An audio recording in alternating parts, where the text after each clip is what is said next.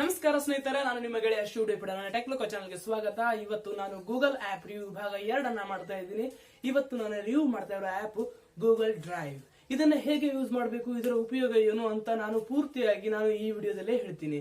ಇದೊಂದು cloud storage app. ಇದರಲ್ಲಿ ನಮ್ಮ ಫೋಟೋಸ್ ಆಗಲಿ, ವಿಡಿಯೋಸ್ ಆಗಲಿ, ಆಡಿಯೋಸ್ ಆಗಲಿ ಅಥವಾ ಯಾವುದೇ ಫೈಲ್ಗಳನ್ನು ನಾವು ಸೇವ್ ಮಾಡ್ಕೋಬಹುದು. ಅದು ಕೂಡ ನಮ್ಮ ಇಮೇಲ್ ಐಡಿ ಜೊತೆಗೆ ಲಿಂಕ್ ಆಗಿರುತ್ತೆ. ಅದಕ್ಕೆ ನಾವು ಜಗತ್ತಿನ ಯಾವುದೇ ಮೂಲೆಯಲ್ಲಿ ಹೋದ್ರೂ ಕೂಡ ನಮ್ಮ ಫೋಟೋಸ್, ನಮ್ಮ ಆಡಿಯೋಸ್ ನಮ್ಗೆಲ್ಲ ಸಿಗುವಂತೆ ಮಾಡುತ್ತೆ ಸ್ನೇಹಿತರೆ. ಹಾಗಾದ್ರೆ ಇದು ಹೇಗೆ ಅಂತ ನಾನು ಹೇಳ್ಕೊಡ್ತೀನಿ ಸ್ನೇಹಿತರೆ. ಬನ್ನಿ, ಈಗ ನನ್ನ ಮೊಬೈಲ್ ಸ್ಕ್ರೀನ್ ಮೇಲೆ ಹೋಗಿ ನಾನು ಎಲ್ಲವನ್ನ ವಿವರಿಸಿ ಹೇಳ್ತೀನಿ ಸ್ನೇಹಿತರೆ. ಬನ್ನಿ, ನನ್ನ ಮೊಬೈಲ್ ಸ್ಕ್ರೀನ್ ಮೇಲೆ ಹೋಗೋಣ. ಅದಕ್ಕೂ ಮುನ್ನ ಒಂದು ಕೆಲಸ ಮಾಡಬೇಕು ಸ್ನೇಹಿತರೆ. ಅದೇನು ಗೊತ್ತಾ, ನನ್ನ ಚಾನಲ್ ಅನ್ನ ಸಬ್ಸ್ಕ್ರೈಬ್ ಮಾಡ್ಕೋಬೇಕು, ಪಕ್ಕದಲ್ಲಿರೋ ಬೆಲ್ ಬಟನ್ ಕ್ಲಿಕ್ ಮಾಡ್ಕೋಬೇಕು. ಇದರಿಂದ ನನಗೆ ಮೋಟಿವೇಶನ್ ಸಿಗತ್ತೆ. ಸರಿ ಗೆಳೆಯ, ಬನ್ನಿ ಇವಾಗ ಮೊಬೈಲ್ ಸ್ಕ್ರೀನ್ ಮೇಲೆ ಹೋಗೋಣ. ಈಗ ನಾವು ನಮ್ಮ ಮೊಬೈಲ್ ಸ್ಕ್ರೀನ್ ಮೇಲೆ ಬಂದಿದ್ದೀವಿ. ನೀವು ನೋಡ್ತಾ ಇದ್ದೀರಾ ಗೂಗಲ್ ಡ್ರೈವ್ ಅಪ್ಲಿಕೇಶನ್ ಮೇಲೆ ಇದೆ. ಇದನ್ನು ಇವಾಗ ನಾವು ಓಪನ್ ಮಾಡೋಣ. ಓಪನ್ ಮಾಡಿದ ತಕ್ಷಣ ನಮಗೆ ಈ ರೀತಿ ಡಿಸ್ಪ್ಲೇ ಶೋ ಆಗುತ್ತೆ. ನಾನು ಆಲ್ರೆಡಿ ಇದನ್ನು ಓಪನ್ ಮಾಡಿದ್ದಕ್ಕೆ ಈ ರೀತಿ ಶೋ ಆಗ್ತಾ ಇದೆ. ಈಗ ಮೇಲೆ ಕಾಣಿಸೋ ಮೂರು ಲೈನ್ಸ್ಗಳನ್ನು ಕ್ಲಿಕ್ ಮಾಡೋಣ. ಕ್ಲಿಕ್ ಮಾಡಿದ್ರೆ ಮಲ್ಟಿಪಲ್ ಆಪ್ಷನ್ ಬರುತ್ತೆ. ಅದರಲ್ಲಿ ಸ್ಟೋರೇಜನ್ನು ಚೆಕ್ ಮಾಡೋಣ, ಎಷ್ಟು ಸ್ಟೋರೇಜ್ ನಮ್ಗೆ ಫ್ರೀ ಇದೆ ಅಂತ. ಇವಾಗ ಸ್ಟೋರೇಜನ್ನು ಕ್ಲಿಕ್ ಮಾಡಿದಾಗ ನಮಗೆ 15 GB ವರೆಗೆ ನಾವು ನಮ್ಮ ಡೇಟಾವನ್ನು ಇದರೊಳಗೆ ಸೇವ್ ಮಾಡ್ಬೋದು. ಫೋಟೋಸ್ ಆಗಲಿ, ವಿಡಿಯೋಸ್ ಆಗಲಿ, ಏನನ್ನು ಕೂಡ ಇದರೊಳಗೆ ಸೇವ್ ಮಾಡ್ಬೋದು. ಹಾಗೆ ನಮಗೆ ಹೆಚ್ಚಿನ ಸ್ಟೋರೇಜ್ ಬೇಕಂದರೆ ನಾವು ಅದನ್ನು ದುಡ್ಡು ಕೊಟ್ಟು ಪರ್ಚೇಸ್ ಕೂಡ ಮಾಡ್ಬೋದು. ಮಂತ್ಲಿ ಪ್ಯಾಕ್ಗಳು ಇಲ್ಲಿ ಕಾಣಿಸ್ತಾ ಇದ್ದಾವೆ. 30 GB ವರೆಗೆ ನಾವು ಯೂಸ್ ಮಾಡಬಹುದು.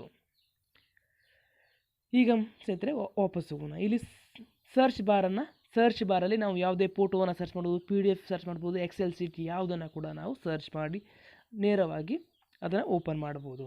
ಇಂಥ ಆಪ್ಷನ್ ಕೂಡ ಇದು ನಮಗೆ ಇಲ್ಲಿ ಅವೈಲೇಬಲ್ ಇದೆ. ಇವಾಗ ನಾವು ಒಂದು ಫೋಲ್ಡ್ರನ್ನ ಕ್ರಿಯೇಟ್ ಮಾಡಿ ಅಪ್ಲೋಡ್ ಮಾಡಬೇಕು. ಈಗ ಪ್ಲಸ್ ಬಟನ್ ಮೇಲೆ ಕ್ಲಿಕ್ ಮಾಡೋಣ. ಇಲ್ಲಿ ಕಾಣಿಸುವಂಥದ್ದು. ಈಗ ಒಂದು ಫೋಲ್ಡ್ರನ್ನು ಕ್ರಿಯೇಟ್ ಮಾಡೋಣ. ಇವತ್ತು ನಾನು ವಿಡಿಯೋ ಮಾಡ್ತಾ ಇರೋದು ಗೂಗಲ್ ಡ್ರೈವ್ ಬಗ್ಗೆ ಇರ್ತಾನೆ. ಅದಕ್ಕೆ ನಾನು ಗೂಗಲ್ ಡ್ರೈವ್ ವಿಡಿಯೋಸ್ ಅಂತ ಒಂದು ಫೈಲನ್ನು ಕ್ರಿಯೇಟ್ ಮಾಡ್ಕೋತೀನಿ.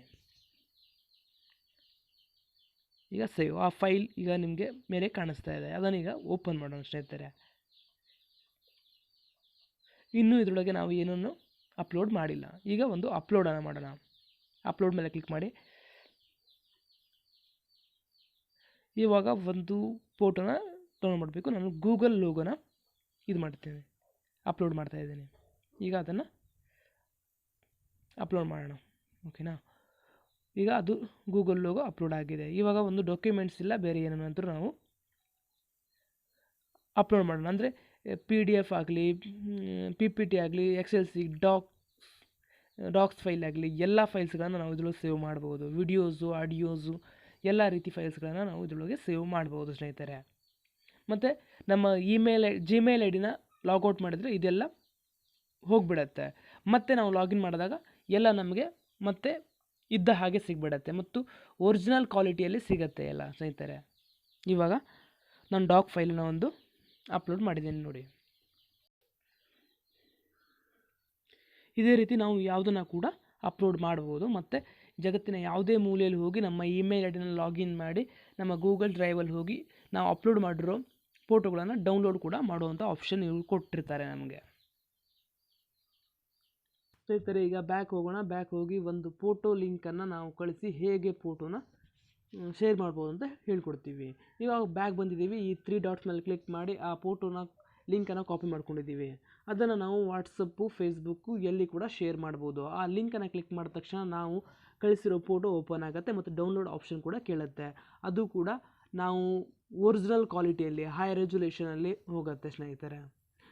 ಕೆಲವೊಮ್ಮೆ ನಮ್ಗೆ ಹೇಗಂದರೆ ಇಮೇಲ್ ಮಾಡುವಾಗ ಇಮೇಲಿಂದ ನಮಗೇನೋ ಡಾಕ್ಯುಮೆಂಟ್ಸನ್ನು ಕಳಿಸ್ಕೊಡೋದಿರುತ್ತೆ. ಆದರೆ ನಮಗೆ ಹೆಚ್ಚಿನ KB ಇರೋದ್ರಿಂದ ಅದನ್ನು ಶೇರ್ ಮಾಡಲಿಕ್ಕೆ ಆಗೋದಿಲ್ಲ ಸ್ನೇಹಿತರೆ. ಆ ಟೈಮಲ್ಲಿ ನಾವು ಗೂಗಲ್ ಡ್ರೈವಲ್ಲಿ ಎಷ್ಟೇ GB ವರೆಗಾದರೂ ನಾವು ಫೈಲ್ಗಳನ್ನು ಸೇವ್ ಮಾಡಿ ಅದರ ಲಿಂಕನ್ನು ನಾವು ಇಮೇಲಲ್ಲಿ ಕಳಿಸ್ಕೊಡ್ಬೋದು ಸ್ನೇಹಿತರೆ. ಪೂರ್ತಿ ಫೈಲೇ ಅವ್ರ ಕೈಯಲ್ಲಿ ಹೋಗುತ್ತೆ.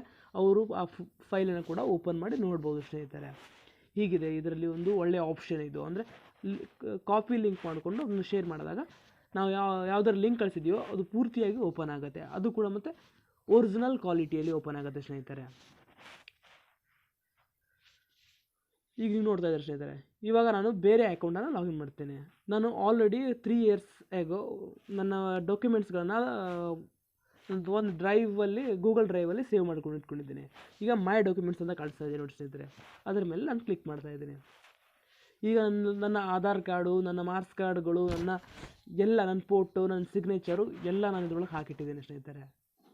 ನಾನು ಎಲ್ಲೇ ಹೋದರೂ ಕೂಡ, ನನಗೆ ಏನೇ ಸಿಗದೆ ಹೋದರೂ ಕೂಡ ನನ್ನ ಇಮೇಲ್ ಐ ಡಿ ನಾನು ಲಾಗಿನ್ ಮಾಡಿದರೆ ನನಗೆ ಈ ಎಲ್ಲ ಫೋಟೋಗಳು ಇನ್ನೂವರೆಗೆ ಸಿಗ್ತಾವೆ ಸ್ನೇಹಿತರೆ.